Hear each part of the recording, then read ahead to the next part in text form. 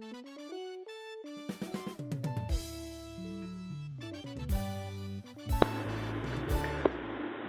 students, I hope you are okay at home,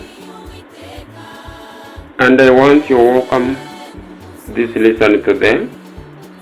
But before we continue, I want you in order to know this lesson, and I'm going to be helping you understand English and the Kinyarwanda. Please, don't shouting. Let's go.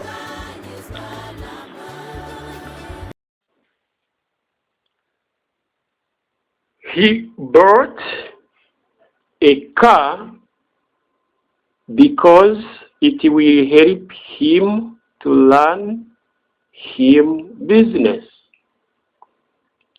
He bought a car because it will help him to learn him his business.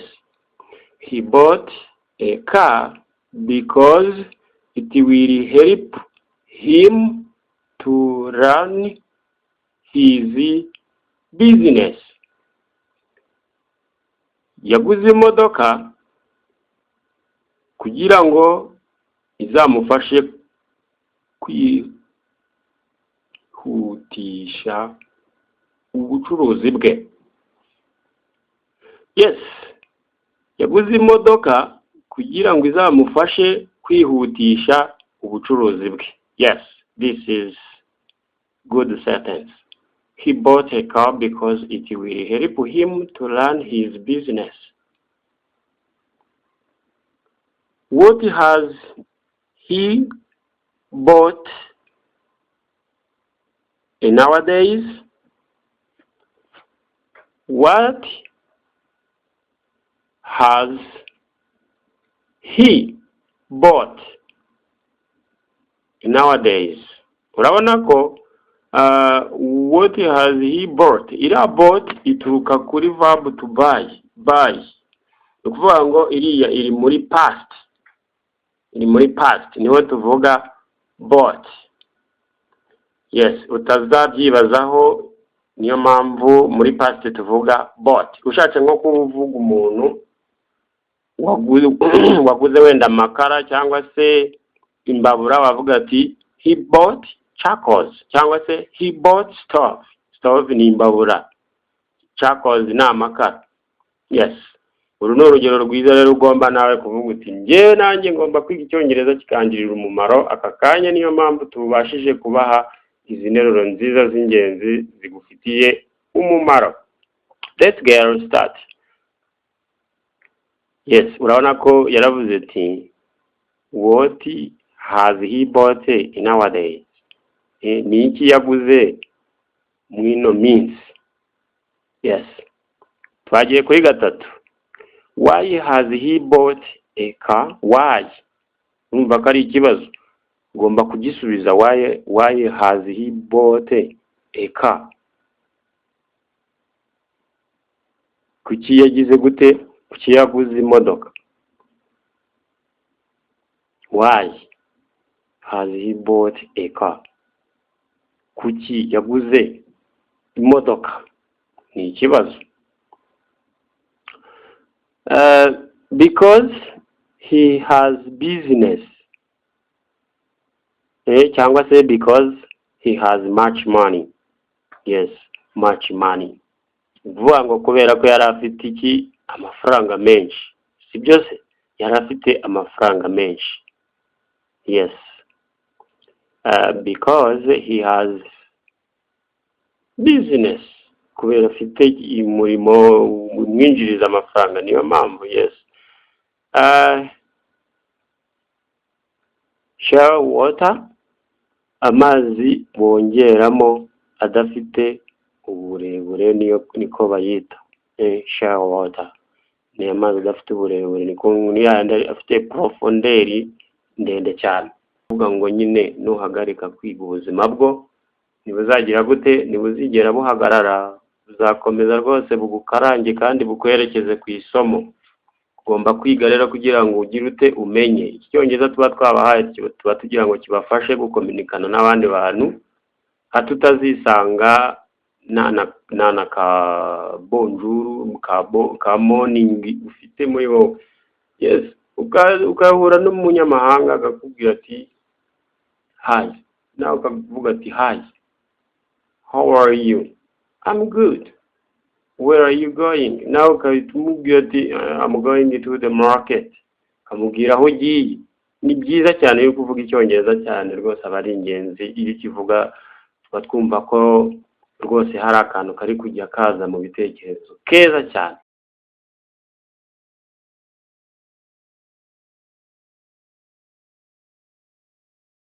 The children are talking with their uncle now.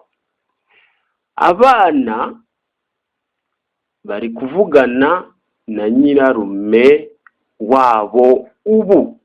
Now. Yes. Hari utujambo uzajya ubona. Right now, right away, moment.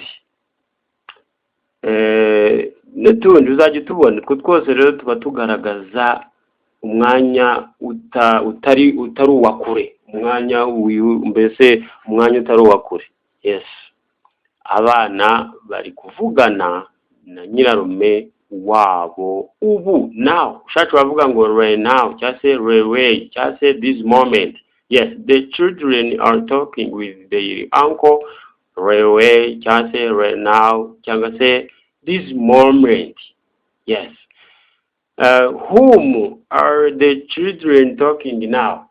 Urumva ko ari ikibazo baba bakubajije. Ako kanya rero ugomba kukisubiza udafite aminjimira muri wowe. Whom are the children talking now?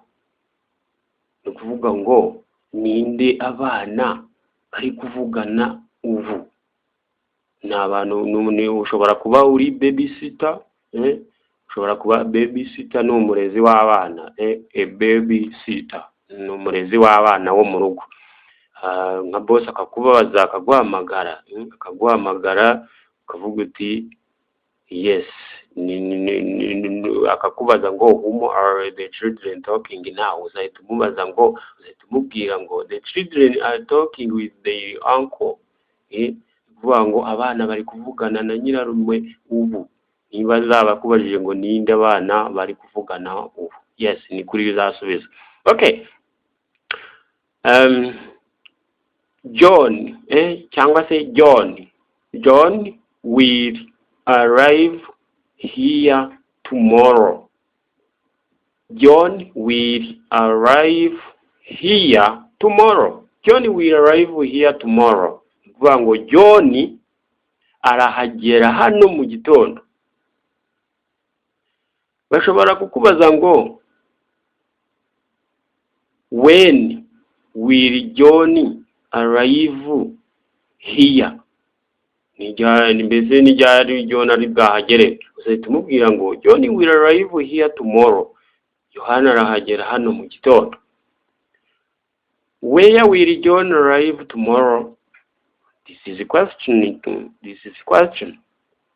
Ni hehe Yohana aragera mu gitondo? Nyamuneka aya magambo yiteho kuko agufitiye akamaro. Akwereka uburyo wabaza n'uburyo wasubiza. Where will John arrive tomorrow? Where? Urumva ko where ivuga hehe? Yes. Okay. Don't stop learning. Ntuhagarike rero kwiga, komeza rero wige kugira ngo ubashe kongera level yawe. Yes. Niyo mpamvu ngubwira ngo if you want to prove your level, if you want to prove your step, cyangwa niba ushaka kongera intambwe yawe, kongera ibitekerezo byawe, follow, kurikira ngaha rero, don't stop learning. Ntuhagarike rwose kwiga. Follow.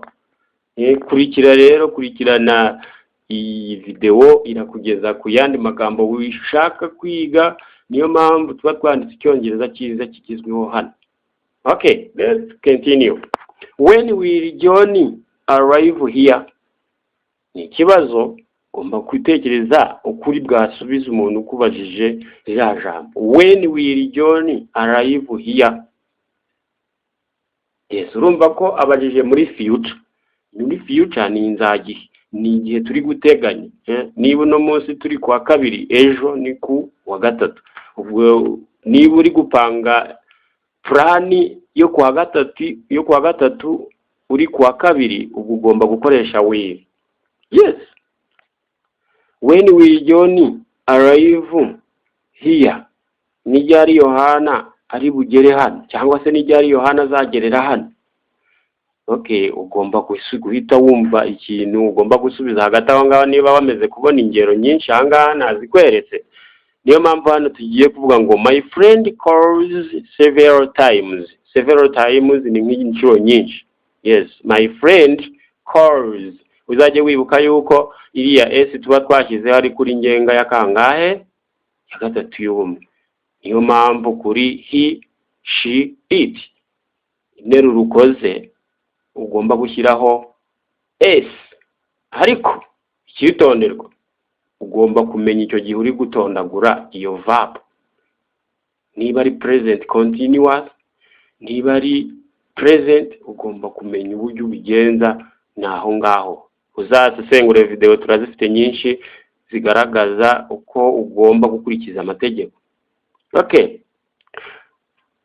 My friend calls several times. Yes. Inshuti yanjye yamamagaye inshuro nyinshi. Okay, twakomeje. I will call you when I will have enough time. I will call you when I will have enough time. Nzaguhamagara igihe nzaba mfite umwanya uhagije. Urumva ko umwanya nzaba mfite niwe ngomba kuzaguhamagara. Hari igihe ushobora kuba uri busy. Yes, when you will busy, don't call someone. Okay. I will wait for you if you will available. I will wait for you if you will available. Okay.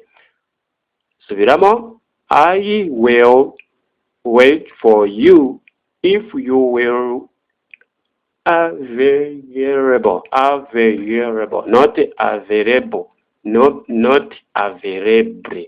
Ugomba kuvuga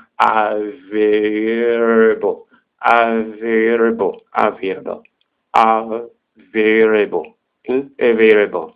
Nzaguhamagara uramutse ufite umwanya uhagije. Okay, there is no problem. You will call me when you will have enough time.